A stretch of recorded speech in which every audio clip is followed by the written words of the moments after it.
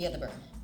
Hey, I'm Lisa for WatchMojo.com, and today we're going to talk about how to look hot for the gym but not sweaty. So today I got Lauren with me. Sometimes she goes to the gym, she doesn't want to be like naked face, but there may be a cute guy there and she wants to have a little thing going on, but she doesn't want to be like overdone like I am today. So it's like, this is not the face to have for going to the gym. Let me take this off first. I always recommend doing the eyebrows first. A little goes a long way. If you have a little bit of definition in the eyebrows, it automatically brings out the shape in the eyes. It looks like, you're bright-eyed and bushy-tailed without having to do too much. So I think that's the first step for Lauren, is do the eyebrows. I always start by brushing them in the direction that they grow. I'm going to look at the line, and anywhere I start seeing the roots at the bottom arch, I'm going to remove those ones. I'm going to stretch the skin, I'm going to remove from the root, and this just gives a really nice clean appearance to the eye. She's really fortunate that she has a lot of eyebrow, but it's a little bit on the pale side. So we're gonna go for definition. Instead of doing a lot of eyeliner and like loads of mascara, we just add a little bit of brow color, and that's gonna add a nice definition to frame her eyes. Using a small tapered angled brush, what we have here, we're gonna take a very light taupe shade and we'll fill in the brow, always starting on the inner corner, concentrating on the top line of the brow. Stick with a light shadow versus a pencil is gonna be better than something that can easily run as you're working on the treadmill. Make sure to brush it back through. Just make sure that the color is on the skin and not just sitting on the surface of the brow. So the better you work it into the skin, the longer lasting it's gonna be. Now, a little product that I have it's like a secret weapon it's called FC5. It's from Arbonne. It's a mattifying powder. It's a clay based as well, so it's extra oil absorbing, and it has a little bit of a green tone to it, which I really like because it does absorb a little bit of the excess redness in our skin without masking it. So we're not using it as a foundation. We're just using this as an all-over primer to absorb excess oil and to absorb redness. This is actually a great way to do your foundation as a primer beforehand. So if you naturally have a lot of oils in your skin, put this on before any other product.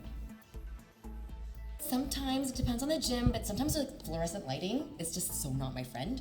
So we're gonna go with Arbonne's. I love this one. It's a powder bronzer. It's not too sparkly, and it's not too orange or red looking or artificial. It's gonna be a very safe product to be using as you're working out. A little smile. Tops of the cheekbones, bridge of the nose, chin, and the temples. And it's virtually impossible to get away with looking completely matte when you're working out, There's supposed to be a little glow happening. It's because you're healthy. So there's another little product that I have here. It's called Sheer Glow Highlighter. And here I'm going to be using it on the cheekbones. I'm going to use it all over the lid. I'm going to use it underneath the arch of the brow. And it's just a really, really pretty illuminator. You can use a little bit on the bridge of the nose just to give a more aqualine feature. If you want a really natural application in terms of makeup, stick with your fingers, omit the brushes.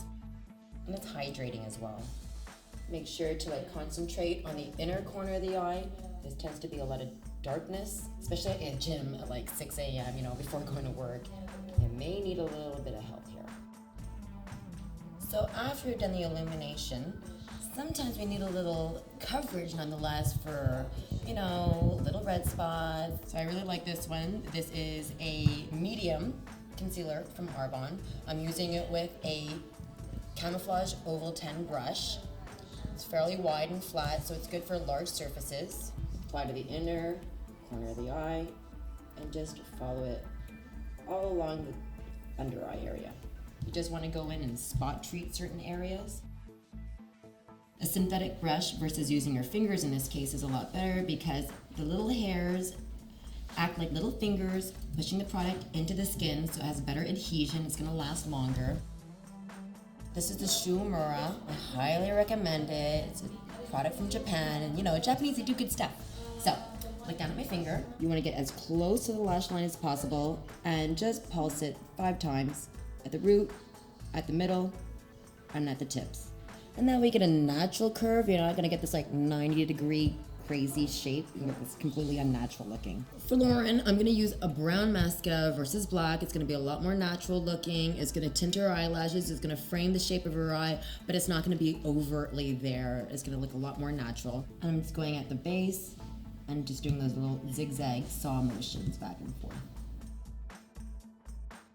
A couple coats of mascara on the top lashes. Forget putting anything on the bottom, and forget putting on any eyeliner, because that's just a tragedy waiting to happen.